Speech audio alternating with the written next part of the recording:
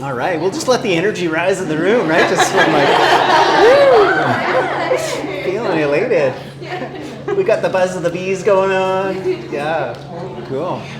All right, well, our theme tonight is values. And this is something that I've identified for myself has been one of the key things around the success of Light Cellar. And certainly, definitely, obviously not original to me. It was from studying other businesses. In particular, there's a business called Zappos. You might have heard of them. The founder, Tony Hsieh, wrote a book called Delivering Happiness. And it's all about, like, here's one of those words again, corporate culture. I don't know. It sounds like, corporate culture, you know, but okay, let's drop the corporate and just call it culture, right? Because corporate's kind of comes with a bit of baggage. Don't worry, I've unloaded that baggage, but I don't want to, confuse things. So yeah, culture, right? What defines culture? What defines a tribe? What defines a family? It's shared common values. And we are in what is known as the connection economy. Very, very quickly, and you know, you don't even need the backstory, you can just see it, right? People want to do business with those they know, like, and trust. But there's a man out of BC who did some amazing work kind of mapping what he described as social operating principles, and how there's been this evolution, at least in North American culture, through these social operating principles. So you can imagine in the 1930s, like the Depression, like the social operating principle was survival, right? Just kind of making it through. There was like major, major depression. Then it shifted, and that went through.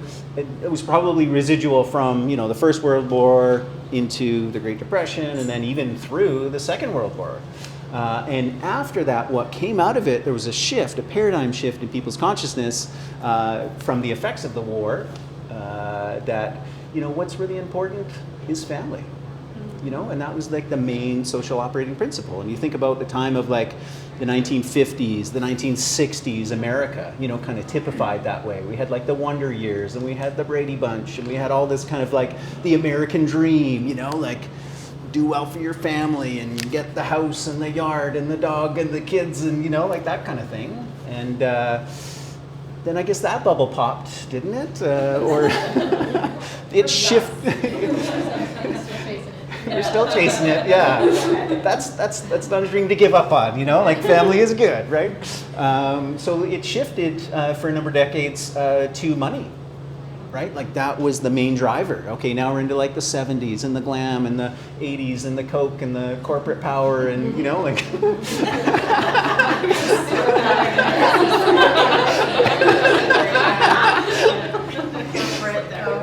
Right?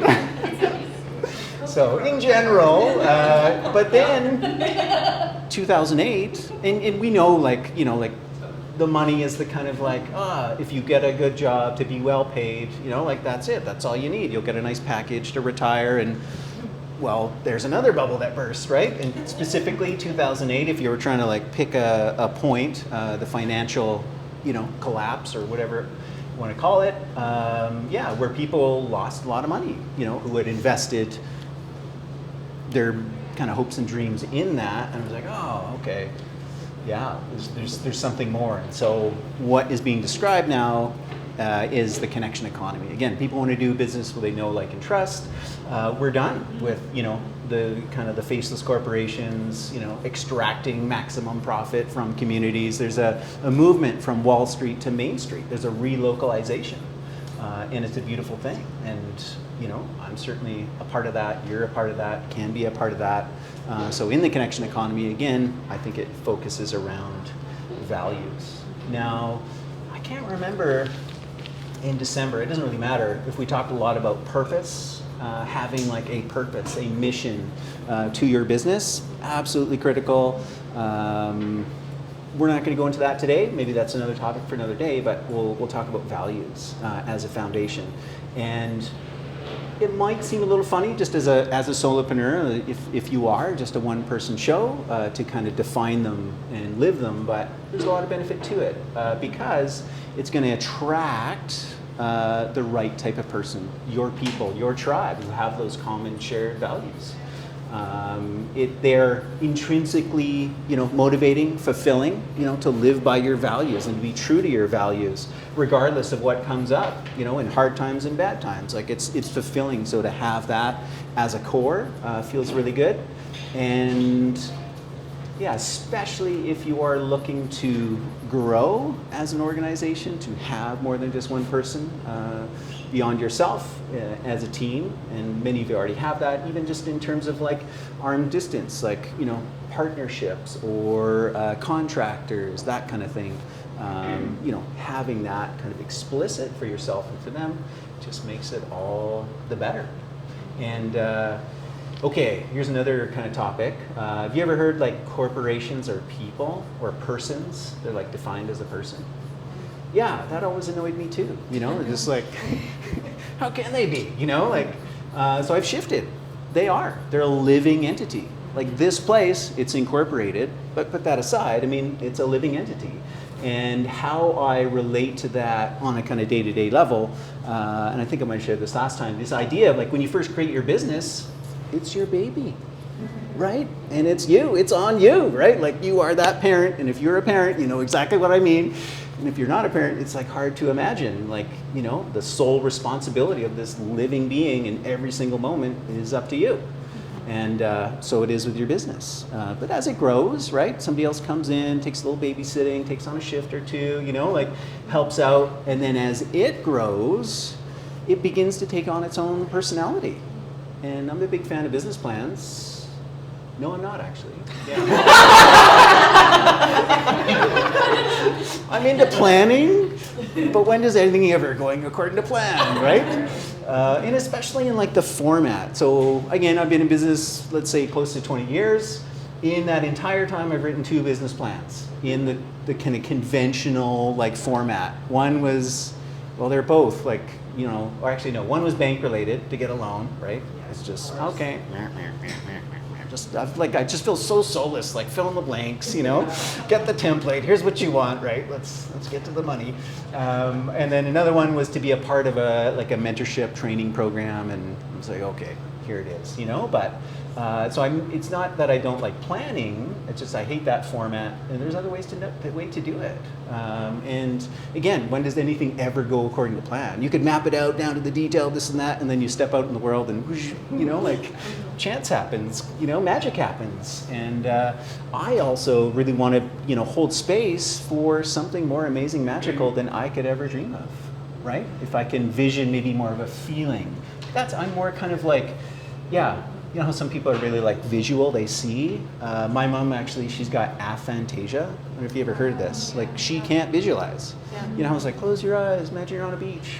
She can't do it. Yeah. And I'm kind of more on that spectrum of her. I'm like, okay, I think I kind of see a beach, but some people are really auditory. Like for me, it's like, it's a feeling, it's a sensation. That's how I really navigate in the world. So yeah, I anchor into those feelings and I open to the possibility in different directions. So I don't know where that even came from, but That's great. Yeah. All right. So values are part of the DNA of. Oh yeah, that's right. Because corporation being a person, so you might have visions of like, oh, my child. They're going to go to medical school, they're going to become a doctor, they're going to be married and have 3 kids and a dog, right? You vision it all out. And maybe you vision out your business, but then it's like, oh, I've got a real punk here, like they have their own character, their own personality that grows and develops. And it's shaped and formed by everybody that comes interaction with your business, this being. So it really is its own entity, just as much as a mountain is an entity, right? Indigenous cultures will think of a forest having a spirit, having an essence, or calling a mountain, like feeling a very personalized connection. And so a business is too, and it's made up of all the people. But as the parent, you get to you're infusing your own, personal essence and DNA and laying down this kind of framework. And that's where the values, and if you can have a purpose and you can have values, it really infuses into the organization and really sets the tone and the character of who this entity is, and who it's going to attract and hang out with, and things it's going to do in the world. So there are a few different types of values, and again, we're not talking about like empty, soulless corporate values on a plaque, on a wall, that, like, this is what you live, this is who you are. And there's what we call core values, which I think are the most important. Again, they're inherent to you, they're non-negotiable. You're going to hire on them, you're going to fire on them, you're going to, all these decisions are really, really, really so key. And you can have as many core values as you want. They might seem really kind of like ordinary and plain, but there's a real magic to them. So just, to kind of give context, I've been, I'd criticize as too strong of a word, and I've gone back and forth between, so originally I think I developed 13, and there's a lot of books out there that will say like, no, you gotta have just 3, because who can remember 13? I can't remember 13, Ask me to lift them off by memory, I'm like, okay, that one, that one, that one, that one. But, like, it's there, it's in a core, it's in an essence, not, a mental arithmetic for myself. So, yeah, I got 13. They were the original ones. They really, resonated. Did a lot of deep soul searching to come up with them, to kind of, again, capture the essence. And it wasn't forced, it was a really reflective exercise. And then as it went, business journey, it was like almost like the teenagehood of this business. Like there was a bit of turmoil. It was just like I was struggling as a parent, which, it's going to happen. From solopreneur, just me, myself, and my wife supporting me and out of our basement, to getting the place down the street, from 1 staff member to 2 to 3 to 5 to, I was at one point up to 25 people. That was really tough. I don't have any training or experience in that. I did my best, and So anyways, it evolved and worked. And I grew.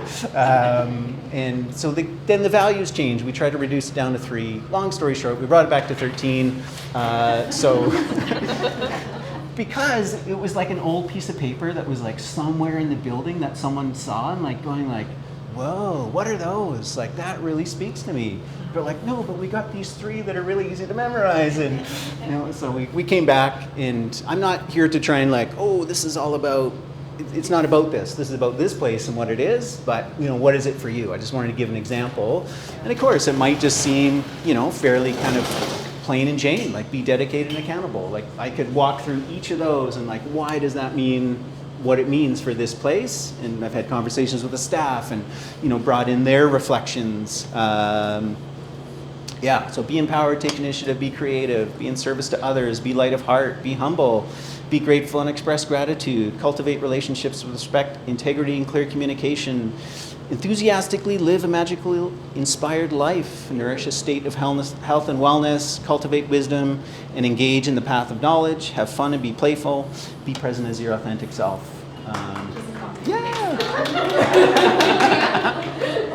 It feels good, right? And, it doesn't mean that myself included, every single person needs to be this all the time. It's natural to us. Sometimes I'm out of integrity, with these, and someone can call me on it, or I call myself on it, and it's like, course correct.